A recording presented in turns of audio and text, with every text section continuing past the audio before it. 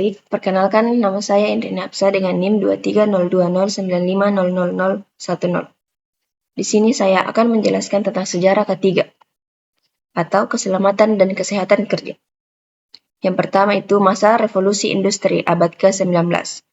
Keselamatan dan kesehatan kerja atau ketiga mulai mendapatkan perhatian sejak revolusi industri di Eropa pada abad ke-18.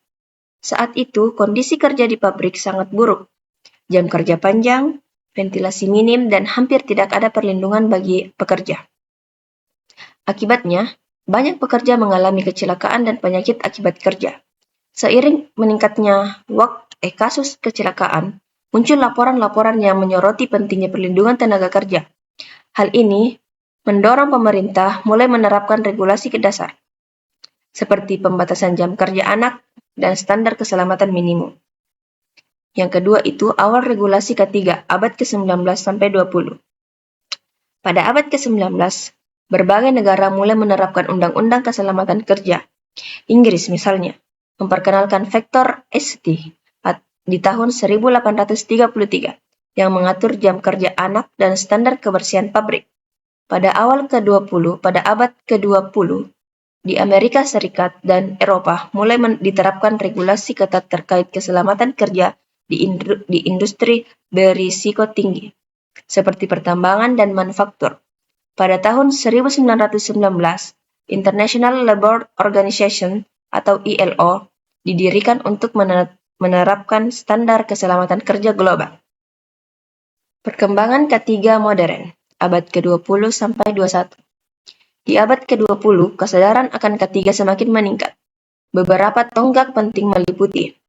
Yang pertama itu, di 1950-an sampai 1970-an, banyak negara mulai membentuk lembaga khusus untuk mengawasi keselamatan kerja, seperti Occupation Safety and Health Administration atau OSHA di US 1970.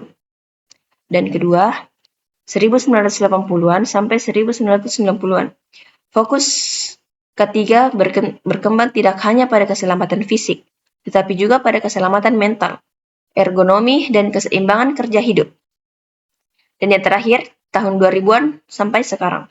Ketiga semakin didukung oleh teknologi dengan penerapan sensor keselamatan, artificial intelligence atau AI, dan analisis data untuk memprediksi dan mencegah kecelakaan kerja. Dan yang terakhir itu K3 di era digital. Saat ini, K3 tidak hanya diterapkan di industri berat, tetapi juga di sektor lain seperti teknologi informasi, TI, kesehatan, dan jasa. Fokusnya mencakup ergonomi, kesejahteraan mental, serta keamanan siber bagi pekerja yang bekerja jarak jauh. Dampak postur kerja dan kelelahan mata terhadap kesehatan karyawan di perusahaan IT. Studi kasus PT Digital Solusi. Yang pertama itu latar belakang. PT Digital Solusi adalah perusahaan pengembangan perangkat lunak dengan lebih dari 200 karyawan yang bekerja di depan komputer selama 8-12 jam per hari. Beberapa bulan terakhir, banyak karyawan mengeluhkan nyeri punggung, sakit leher, dan kelelahan mata dan stres akibat beban kerja tinggi. Yang kedua itu permasalahan ketiga yang dihadapi. Yang pertama, postur kerja yang buruk akibat kursi dan meja yang tidak ergonomis. Yang kedua, paparan layar komputer dalam waktu lama menyebabkan kelelahan mata, eye strain.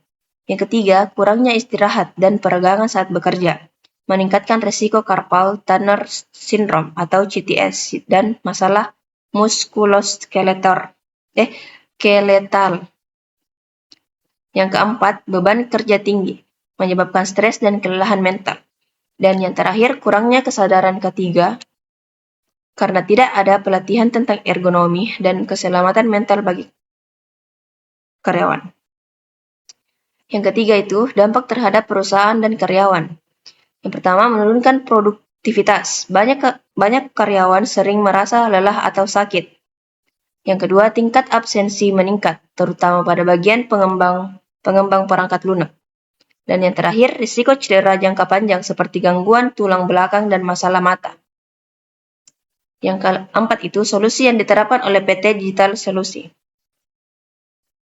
Pertama, menyediakan kursi dan meja ergonomis serta mengatur tinggi monitor sesuai posisi ideal. Yang kedua, menerapkan aturan 20-20-20, setiap 20 menit menatap layar, melihat objek sejauh 20 kaki selama 20 detik, untuk mengurangi kelelahan mata.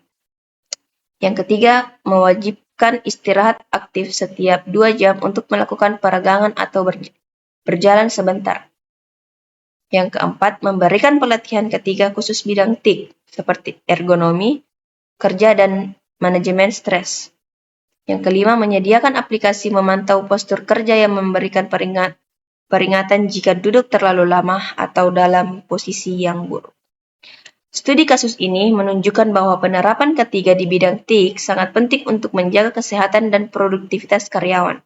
Dengan menerapkan ergonomi yang baik dan manajemen stres, resiko cedera dan kelelahan dapat dikurangi secara signifikan. Itulah tadi penjelasan singkat mengenai sejarah ketiga dan contoh studi kasus di bidang IT yang dapat saya sampaikan. Kurang dan lebihnya mohon dimaafkan. Wassalamualaikum warahmatullahi wabarakatuh.